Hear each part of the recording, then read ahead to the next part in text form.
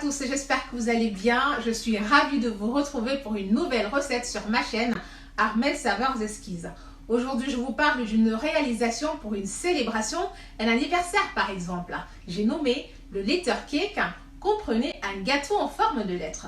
Celui que nous réaliserons aujourd'hui, il est à la ganache montée saveur pistache. Je vous laisse découvrir. Mais avant d'aller plus loin, n'hésitez surtout pas à vous abonner à ma chaîne si le contenu vous intéresse et surtout à activer la cloche de notification afin de recevoir toutes nos vidéos en avant-première. La recette, c'est parti!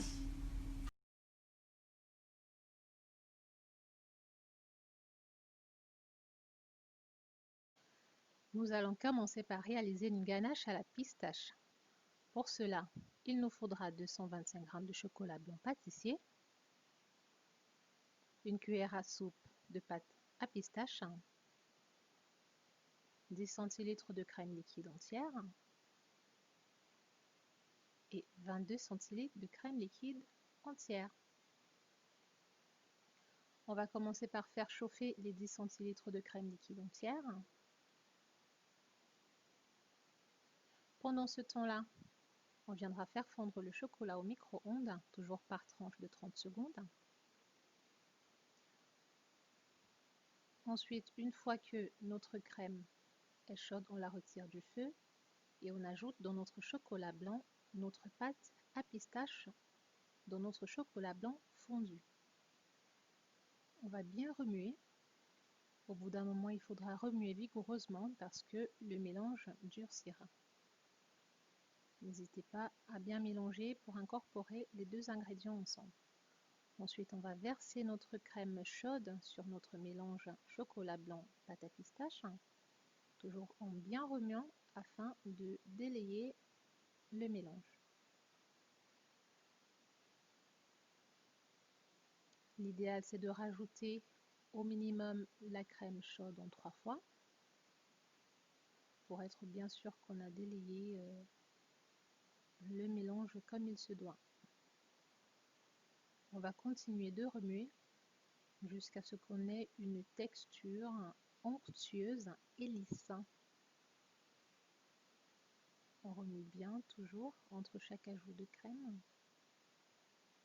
Là, on a une texture brillante, lisse et onctueuse.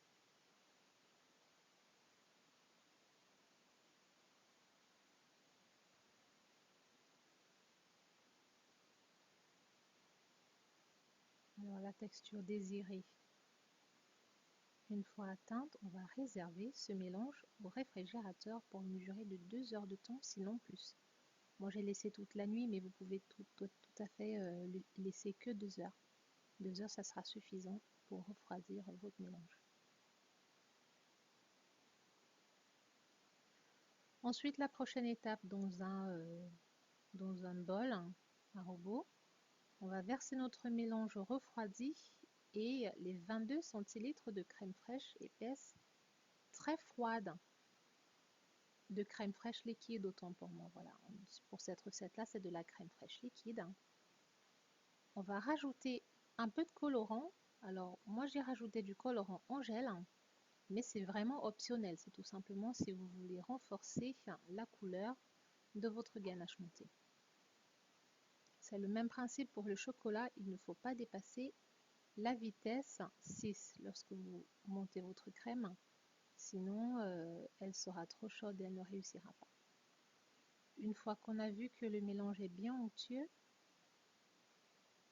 on va bien surveiller par contre, et dès lors que le mélange reste comme ça sur le fouet, ça veut dire que la texture de la crème souhaitée est atteinte, on va arrêter et réaliser la génoise.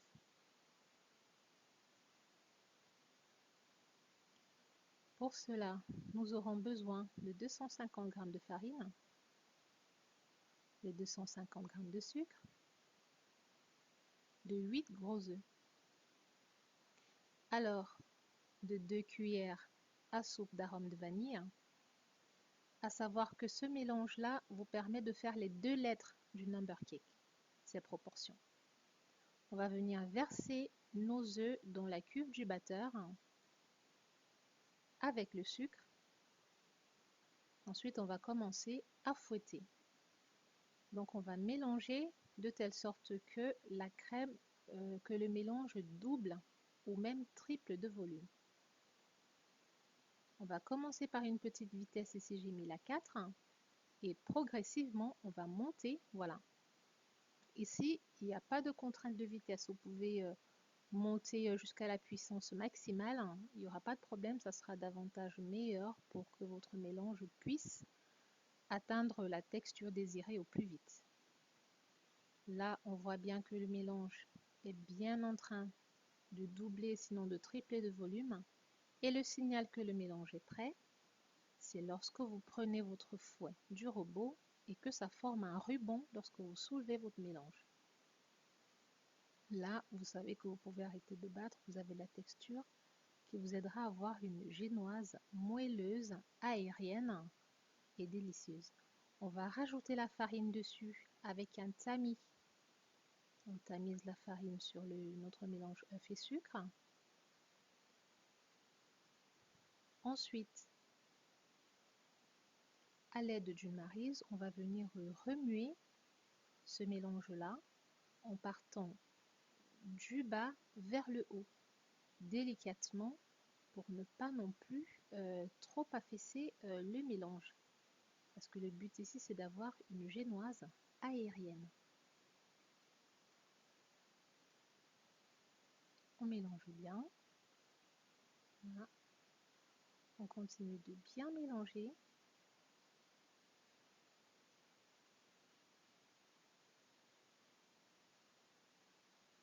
Voilà. On va mélanger ainsi jusqu'à ce qu'il n'y ait plus de grumeaux du tout et que tout le mélange soit bien incorporé à tous les éléments. Voilà. Donc là, on pourra arrêter de mélanger, c'est bon. On va récupérer une plaque de pâtisserie sur laquelle on aura préalablement mis un peu d'eau, ce qui permettra de fixer le papier cuisson sur la plaque, voilà, pour que ça ne bouge pas lorsqu'on étalera la pâte sur le moule, sur la plaque. Ça nous permettra une certaine stabilité. Alors, on viendra rajouter la pâte petit à petit en lissant bien afin de remplir le moule. Voilà, pas non plus à ras-bord. Voilà, donc vous divisez la pâte en 2 parts égales. Si vous ne pouvez pas le faire à l'œil, n'hésitez pas à utiliser une balance. Donc, divisez en 2 parts égales de telle sorte que vous puissiez avoir. Là, c'est la première lettre qu'on va réaliser. Et la pâte que vous avez vue dans le robot qui est restée servira à réaliser la deuxième lettre, donc la deuxième face de la lettre. On n'hésite pas à boucher les endroits qu'on trouve creux, voilà, pour avoir une génoise qui est égale d'épaisseur égale partout. On lisse bien à l'aide d'une spatule coudée. Pendant ce temps-là, on a bien préchauffé notre four à 180 degrés. On va cuire la génoise pendant 20 à 25 minutes, pas plus, au risque de la sécher. La pâte est bien égalisée sur la plaque. On va donc penser à l'enfourner.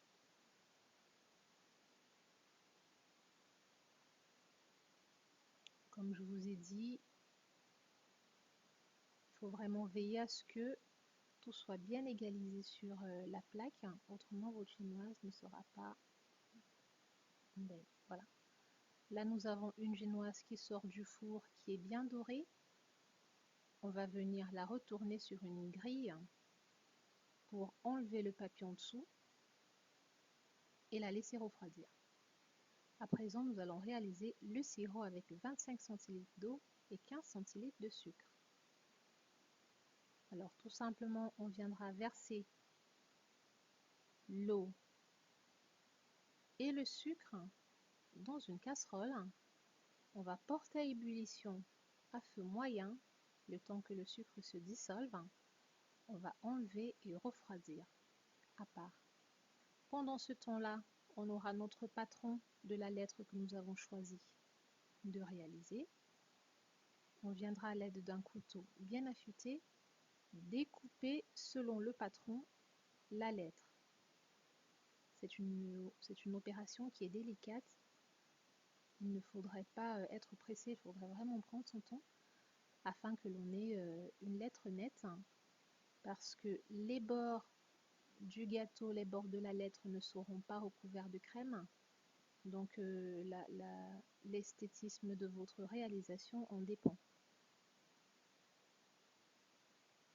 Voilà, délicatement, on va vraiment venir tout couper. Voilà. Ensuite, on viendra imbiber de sirop froid la première partie de notre lettre. Pendant ce temps-là, vous pouvez remettre la deuxième partie de la lettre au four. Donc ça veut dire vous remettez la pâte sur le moule avec le même principe de tout à l'heure pour cuire l'autre face de la lettre. Ça sera le même principe, hein. Voilà, on imbibe bien parce que ça dépendra le moelleux de votre gâteau en dépendra. Il ne faut pas hésiter à mettre assez de sirop d'imbibage à l'aide d'un pinceau. Vous récupérez votre poche à douille et vous faites des petits ronds. Le détail sera à la suite. Dès lors que vous avez fait vos petits ronds comme ça de crème à la pistache que nous avons réalisé tout à l'heure, vous mettez des fruits au milieu. Voilà, vous décorez comme je suis en train de le faire à la vidéo. Voilà, vous pouvez jouer sur les couleurs, c'est à votre goût. Là, vous pouvez choisir les couleurs qu'il vous faut. Voilà. À ce niveau-là, vous venez délicatement poser la deuxième face de la lettre en la faisant bien correspondre avec la face du dessous. On imbibe encore de sirop généreusement. Alors ne vous inquiétez pas que votre gâteau s'affaisse, parce que si vous avez suivi bien toutes les étapes, votre gâteau ne s'affaissera pas. La crème pourra supporter le poids de la deuxième lettre. Alors vous venez pocher la crème, là on le voit distinctement, vous venez pocher la crème aux alentours de la lettre, vous faites le contour pour donner du relief. Ensuite vous revenez mettre des fruits, les fruits que vous avez choisis, à l'intérieur de votre chemin. Voilà, c'est pratiquement un chemin.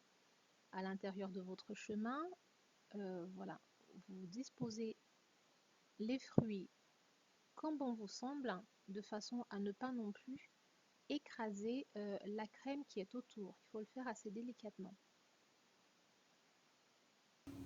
Alors, vous pouvez rajouter des meringues et des macarons comme c'est sur la vidéo.